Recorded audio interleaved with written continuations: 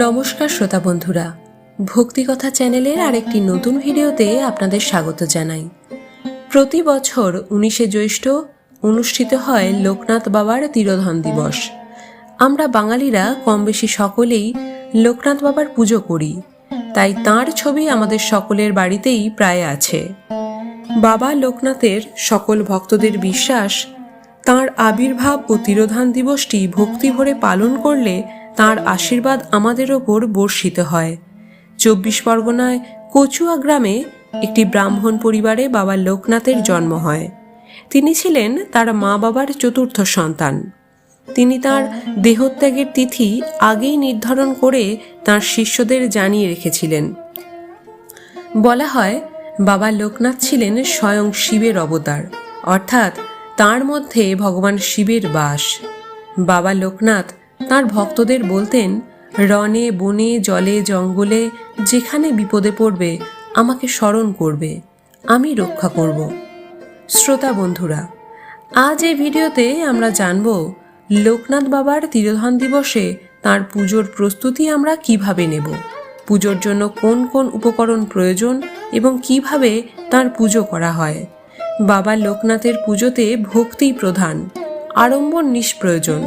মনের ভক্তি এবং শ্রদ্ধা এবং ভালোবাসা দিয়ে বাবা লোকনাথের আরাধনা করলেই তিনি সবচেয়ে বেশি সন্তুষ্ট হন।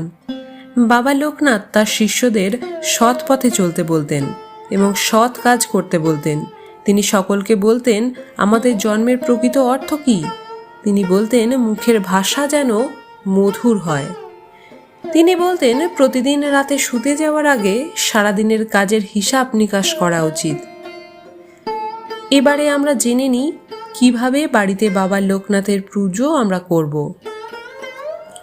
এই দিন সকালে স্নান সেরে পরিষ্কার বস্ত্র পরে ঠাকুর ঘরে এসে পুজোর স্থান পরিষ্কার করতে হবে।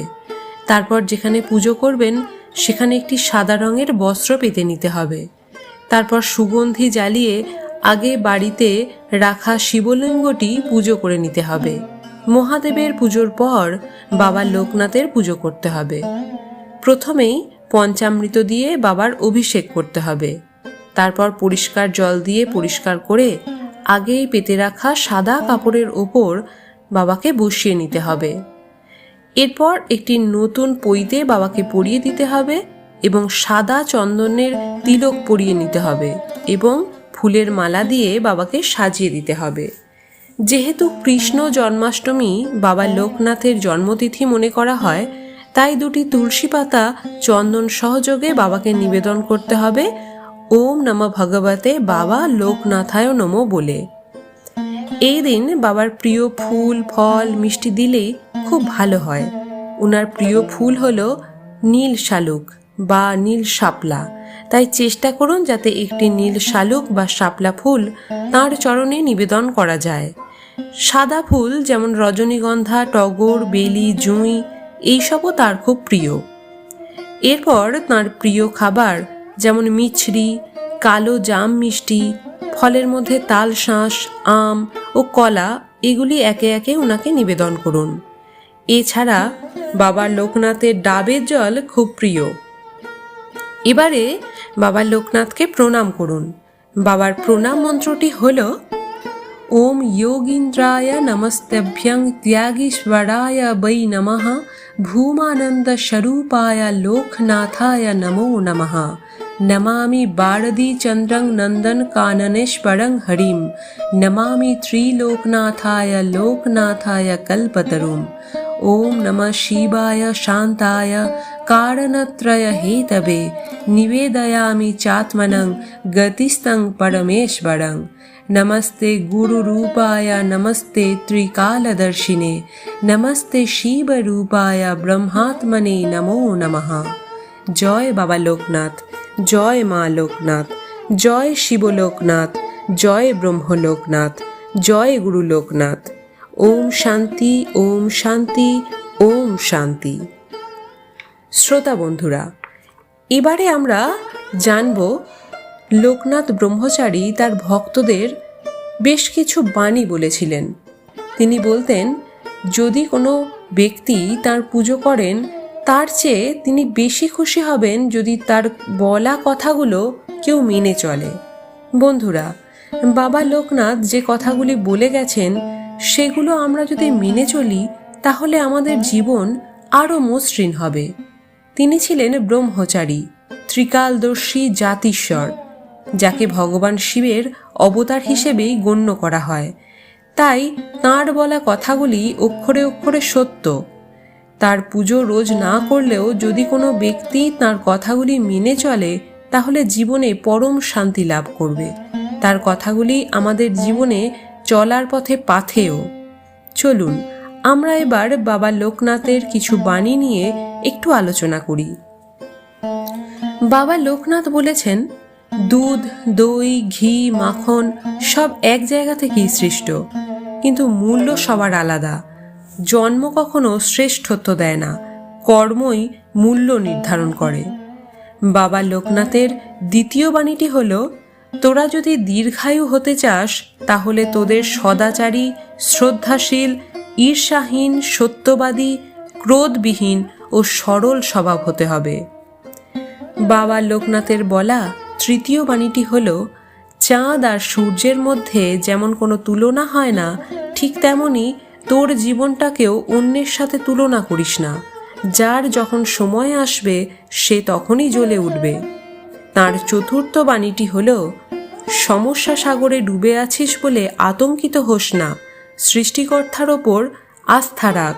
হয় তিনি তোকে টেনে তুলবেন, নতুবা তোকে সাঁতার শেখাবেন। তার পঞ্চম বাণীটি হল, যে কর্ম মনে তাপের সৃষ্টি করে তাই পাপ, আর যে কর্মের মধ্য দিয়ে আত্মসচেতন বা শান্তির ভাব মনকে ভরিয়ে তোলে তাই পুণ্য এবং স্বর্গতুল্য। তাঁর ষষ্ঠ বাণীটি হল, যদি তুই সুখে থাকতে চাস তাহলে প্রত্যেক দিন রাত্রে শোবার সময় সারাদিনের কাজের হিসাব নিকাশ করবি। ভালো কাজ কি করেছিস এবং মন্দ কাজ কি করেছিস সেটা ভেবে মন্দ কাজ আর যাতে না হয় তার জন্য দৃঢ় প্রতিজ্ঞ হবি। সপ্তম বাণীটি হল, যারা ধর্ম নেই মনে করে, সাধুগণকে পরিহাস করে আর ধর্মের প্রতি অশ্রদ্ধা প্রকাশ করে, তারা নিঃসন্দেহে বিনাশপ্রাপ্ত হয়। তাঁর অষ্টম বাণীটি হল, গুরু প্রদত্ত মন্ত্রের শুদ্ধাশুদ্ধই বিচার করা শিষ্যের কর্ম নয়। গুরু যা বলেছেন বিনা দ্বিধায় তা জপ করে যাওয়াই শিষ্যের কর্তব্য। নবম বাণীটি হল, দিন দরিদ্র অসহায় মানুষের হাতে যখন যা দিবি আমি পাব, আমি গ্রহণ করব। দরিদ্রতায় ভরা সমাজের দুঃখ দূর করার জন্য সর্বদা চেষ্টা করবি। তাঁর দশম বাণীটি হল, যে ব্যক্তি কৃতজ্ঞ, ধার্মিক, অত্যাচারী, উদারচিত্ত, ভক্তিপরায়ণ, সর্বদা মর্যাদা রক্ষা করতে জানে আর তার কখনো আপন সন্তানকে পরিত্যাগ করে না, এমন ব্যক্তি সঙ্গে অবশ্যই বন্ধুত্ব করবি। তিনি ভক্তদের উদ্দেশ্যে বলেছেন, গর্জন করবি কিন্তু আহাম্মক হবি না, ক্রোধ করবি কিন্তু ক্রোধান্ধ হবি না। তিনি বলেছেন, সত্যের মতো পবিত্র আর কিছুই নেই, সত্যই স্বর্গগমনের একমাত্র সোপান স্বরূপ। এবং সর্বশেষ বাণীটি আমাদের মুখে সর্বদাই আসে, রণে বনে জলে জঙ্গলে যখন বিপদে পড়বে আমাকে স্মরণ করবে, আমি রক্ষা করব। আমাদের নিজের প্রতি এবং ভগবানের প্রতি কখনোই আস্থা হারানো উচিত নয়। শ্রোতা বন্ধুরা, আজ এই ভিডিওটি এই পর্যন্তই।